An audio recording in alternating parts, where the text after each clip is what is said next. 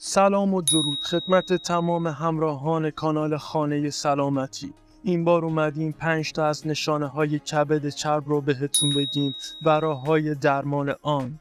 لطفاً ما رو همراهی کنید و سابسکرایب کنید. ممنون میشم. حدود 20% ما ایرانی‌ها کبد چرب داریم. میخوام 5 نکته درباره کبد چرب یادتون بدم که بسیار کمکتون میکنه توی درمانش. خیلی از افراد نمیدونن که دچار کبد چرب شدن تا بعد از دیدن نتیجه آزمایش ALT و AST که دلایل زیادی میتونه داشته باشه، از مصرف بیش از حد الکل بگیر تا مواد مخدر.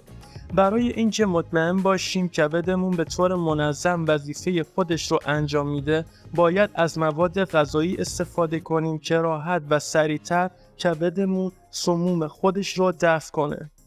تحقیقات نشون داده که مصرف به اندازه قهوه برای کبد خیلی مفیده. حتی در بیمارانی که در حال درمان مشکلات کبدی هستند، قهوه دشمن التهاب، به ریسک کبد چرب و حتی سرطان رو کاهش میده. سمزدایی کبد یه راه خیلی مؤثر برای پیشگیری کبد چربه.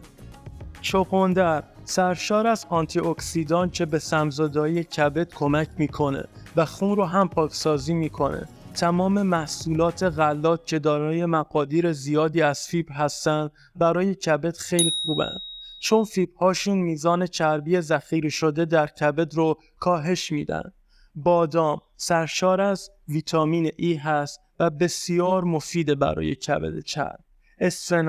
اسفناج آنتی اکسیدان بسیار خوبی داره که معجزه میکنه برای کبد چرب. خب بهتره بریم سراغ 5 نکته برای درمان کبد چرب. 1. کاهش وزن. چاقی یکی از مهمترین دلایل چرب شدن کبد در بدن است. 2. دیابت. افراد دیابتی ریسک چرب شدن کبدشون خیلی بالاست و کنترل گلوکوز خون برای درمان کبد حیاتیه. 3. فشار خون بالا. ریسک ابتلا به کبد چرب را افزایش میده، پس مطمئن شو که فشار خونت نرماله. 4. وقفه تنفسی در خواب. اگر موقع خور و پف کردن احساس ناتوانی در تنفس کردین، دچار اسلیپ اپنیا شدین. این دسته افراد دچار خستگی و بی‌حوصلگی در طول روز هستند. 5. کم